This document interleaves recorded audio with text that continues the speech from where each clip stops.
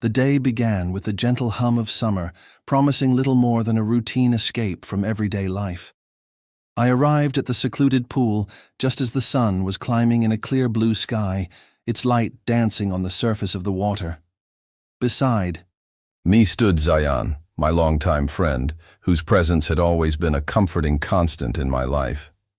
We had known each other since childhood, a familiarity born of countless shared moments and whispered secrets. Today, however, as we laced up our poolside sandals and prepared to dive into the cool embrace of the water, an undercurrent of anticipation fluttered in my heart, a feeling I could neither name nor fully comprehend. The pool had always been our sanctuary, a quiet retreat where laughter mingled with the splash of water and the soothing rustle of leaves overhead. It was a place where the mundane transformed into something magical, where every ripple on the water's surface held the promise of secret adventures. I had always admired Zayan's easy smile and the genuine spark that lit his eyes, qualities that made every shared moment unforgettable. In my quiet moments, I had begun to wonder if this deep friendship might harbor an unspoken intimacy that neither of us had dared to acknowledge. As we settled near the water's edge, I noticed that today there was a distinct tension in the air, a subtle shift in the usual rhythm of our comfort. Zayan's eyes, which had been full of friendly familiarity, now frequently darted towards a figure approaching the pool. This stranger moved with quiet confidence, his steps measured and deliberate as he joined the small gathering of sunbathers. The newcomer's presence was understated yet disconcerting, a disruption that I could not ignore even as I tried to focus on the crystalline coolness of the water before me. I watched as the stranger's gaze briefly met Zayan's, sparking a momentary flash of something unfamiliar in my friend's expression, a mixture of intrigue and uncertainty. It was as if the very air had thickened with unspoken words and unexplained emotions. I felt a stirring inside me, a silent question that demanded attention. What did this unexpected presence mean for us? The poolside, which had for so long been a canvas for our unblemished memories, was now witnessing the first subtle crack of an unforeseen conflict. I sensed the beginnings of a shift in a bond that I had once considered impervious. The pool, shimmering in the daylight, suddenly held the weight of new possibilities and hidden consequences. I caught myself analyzing every small detail, the way the stranger's smile hinted at a secret, the quickening pace of Zayan's laughter that now seemed edged with apprehension, and the way I found myself retreating into the safety of silence. The interplay of glances and half-formed smiles was enough to seed an internal storm. My heart pounded in a quiet cadence, marking the rhythm of an impending change that neither of us had anticipated. Every minute stretched out, weighted by the realization that something essential was slipping from familiar ground. Zayan's friendly banter began to lose its usual warmth as he engaged more with the newcomer, his voice rising and falling in a manner that felt at once familiar and strangely altered. I listened intently as our conversation faltered, the light topics giving way to an unspoken tension that hovered just beneath the surface. There was a disquiet in the way he laughed, something I could not quite define but understood all too well as the first signs of betrayal. My thoughts churned, revisiting long-held memories of our shared days and wondering how the delicate balance of our relationship could fracture so effortlessly. Every ripple in the pool seemed to mirror my inner turmoil, a visual echo of emotions I struggled to control. Yet, despite the darkening clouds of uncertainty, a part of me clung desperately to hope that perhaps this was only a fleeting interruption in our shared sanctuary. I sat there trying to decipher the silent signals, reluctant to disturb a moment that had so long been ours. As the conversation drifted into a quiet lull and the stranger's words filled the air with ambiguous promises, I resolved to watch and wait. The day was far from over, and though my heart was heavy with a premonition of change, I felt an inexplicable curiosity about what would unfold. In that charged moment, as the gentle murmur of the water offered a semblance of calm amid the rising tension, I knew that life had shifted direction. I remained seated on the edge, a solitary witness to the subtle evolution of an unbreakable bond, silently questioning and yearning for the truth that lay hidden beneath each passing glance. The following days blurred into a haze of half-conversations and uneasy silence. What had once been seamless moments with Zayan now felt fragmented, like a puzzle with missing edges. Something subtle but irreversible had begun to shift between us. It wasn't just the presence of Ryan, the stranger from the pool. It was the way Zayan began to behave around him. It was in the quiet distance he left behind when he smiled at someone else like he used to smile at me. Ryan had somehow become a constant. He started showing up unexpectedly, at the pool, at the cafe Zayan and I frequented, even on the sidewalk outside Zayan's apartment. His presence was never forced, always casual, like he belonged there. Zayan didn't seem to mind. In fact, he welcomed it. What used to be our space had grown crowded, invaded by a third presence that tilted the balance in a direction I couldn't name without sounding jealous. But it wasn't just jealousy, was it? It was something deeper, something heavier. The quiet, panic of watching something meaningful slip through your fingers, slowly, almost politely. I noticed how Zayan's posture changed when Ryan was around. He stood taller, laughed louder, spoke with a confidence I rarely saw when it was just the two of us. He was alive in a way that excluded me. I tried not to let it consume me, but I began to measure my worth in glances. How often Zayan looked my way, how long his gaze lingered. And then I started losing, every time. There was a particular afternoon that stays with me, not because it was dramatic or loud, but because it wasn't. We had all ended up at the pool again, the same place where everything had shifted. The hole. Sunlight danced on the surface like before, but I didn't feel warmth anymore. Zayan sat beside Ryan, the two of them wrapped in easy laughter. I hovered nearby, physically close, but emotionally exiled. My words felt like interruptions. My presence, unnecessary. Ryan told a story, some memory from his time living abroad, and Zayan's eyes lit up as he listened, hanging on every detail.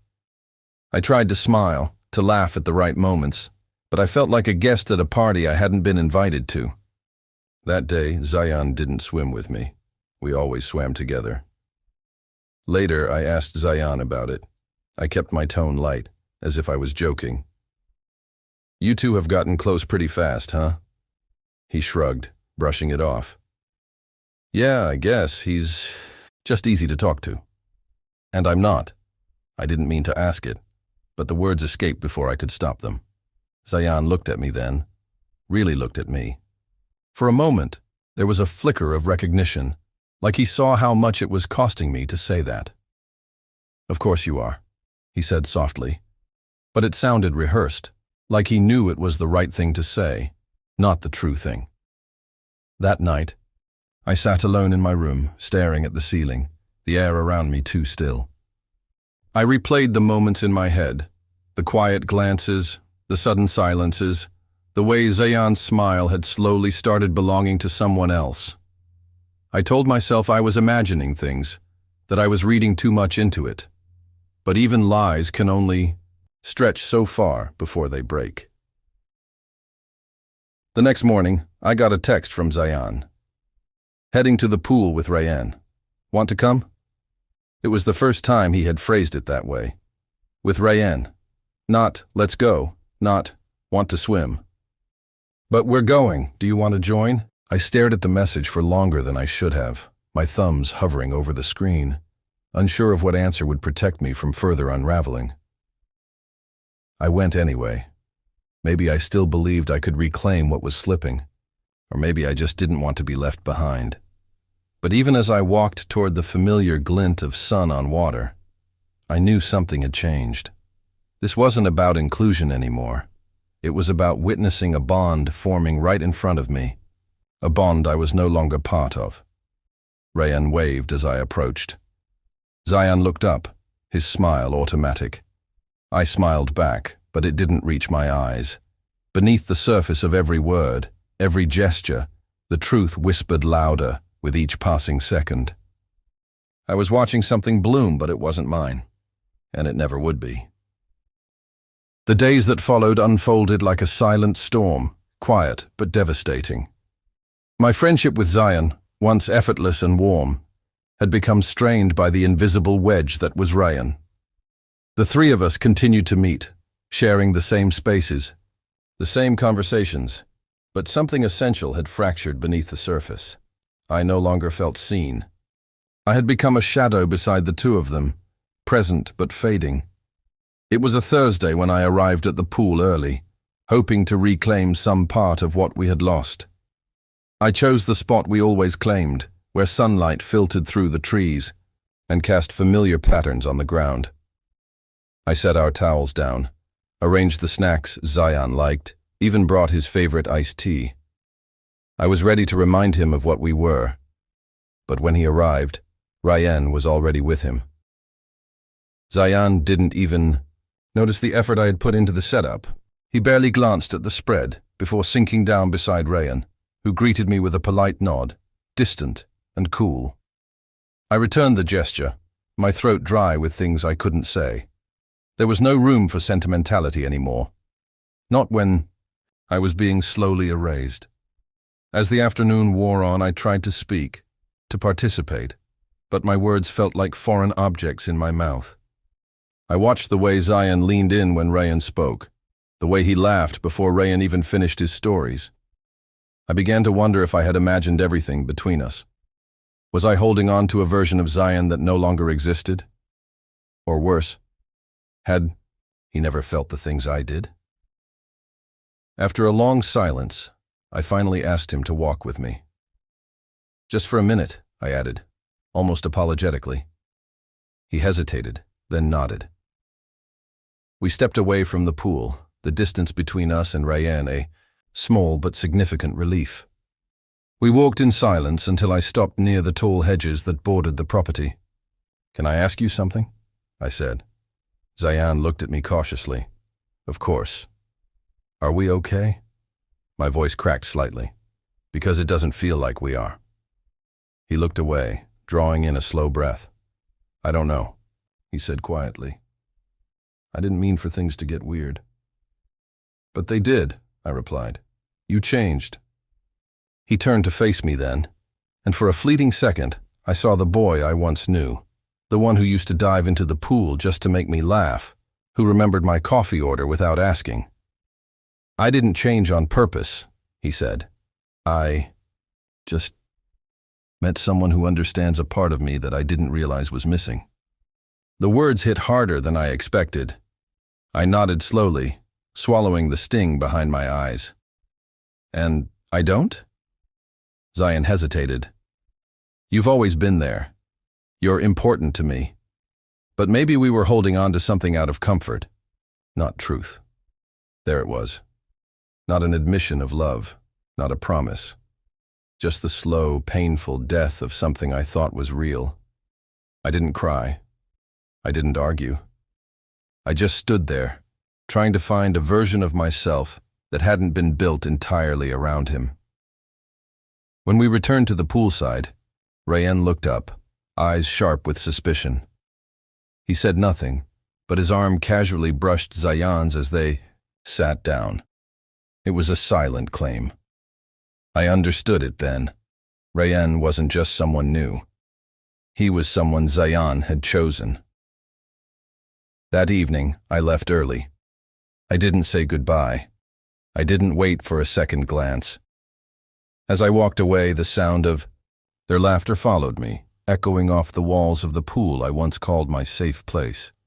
Every step felt like closing a door I hadn't wanted shut. Back in the stillness of my room, I allowed myself to feel it, the grief of losing something unspoken, something sacred. It wasn't just Zion I had lost. It was the version of myself I had when I was with him. The world felt unfamiliar now, colder, lonelier, but in that emptiness, there was also clarity. Zion had made his choice, and I had to make mine. Still, as the night settled, and silence filled the corners of my mind. I couldn't help but wonder if he ever looked at our empty spot at the pool and remembered the way we used to laugh. A week passed without a word from Zayan. No texts, no casual updates, nothing. I had removed myself from the places we shared. Our pool, our cafe, the morning runs where silence used to be comfortable. I needed distance, but I didn't expect the silence to cut so deep.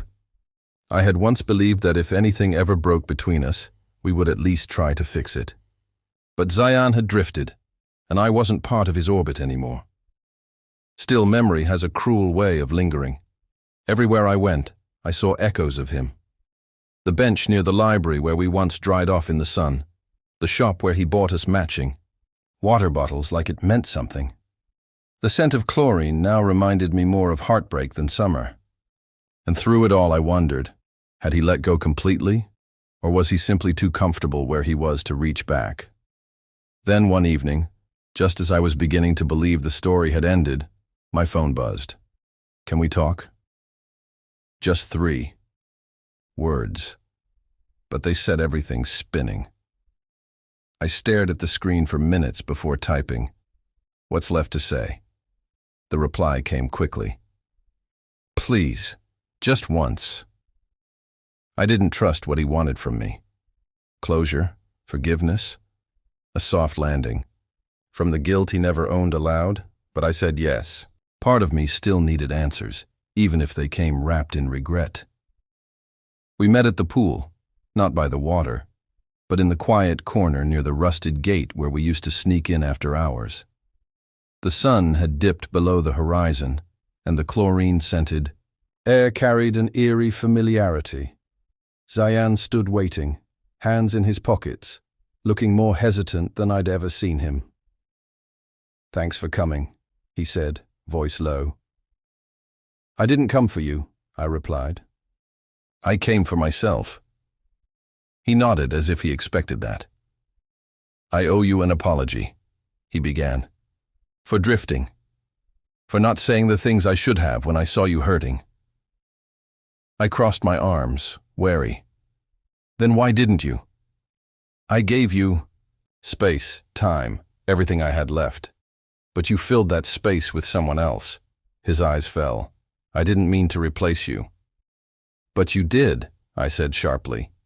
"And maybe it's not even about Rayanne. Maybe it's about the fact that you couldn't even be honest with me while it was happening." There was a long pause. Crickets hummed in the grass. The distant splash of water echoed from the far side of the pool. "I think I was scared," he admitted finally. "I didn't know how to say I was changing. I didn't know how to hold on to you and still make space for what I was feeling." My throat tightened, but I didn't let it show. "You didn't need to hold on to me. You just needed to treat me like I mattered." "I know," he said, "and I'm sorry." He meant it, I could tell, but apologies don't always rebuild what they break. Some fractures are too fine to mend, too buried in time, silence, and hurt. I let out a breath. "You found something. With him. That's okay. But don't pretend like it didn't come at a cost. You walked away from something that was real, even if it wasn't what you needed anymore." Zayan's eyes shimmered with something unspoken. "You were my first real connection. That won't disappear." "No," I said. "But it doesn't. Guarantee a future." We stood there, 2 people who had once meant everything to each other, now reduced to fragments of what might have been. I didn't hate him. I didn't even resent Rayanne. But I knew this was where our road ended. I took a step back. "I wish you well, Zayan. I really do. But I can't stand in the shadows waiting for you to look back. I deserve someone who doesn't need to choose me, someone who just does." His jaw tensed, but he nodded. "I hope you find that, truly." I walked away then, the air thick with memories I no longer needed to carry. With every step I felt lighter, not because I was healed, but because I had chosen myself. Finally. The story between us had unraveled, but from its threads I could start something new, something honest, something mine. And for the first time in weeks, I didn't feel like a ghost in my own life. I felt like someone returning, perhaps not to what was, but to who I was always meant to become.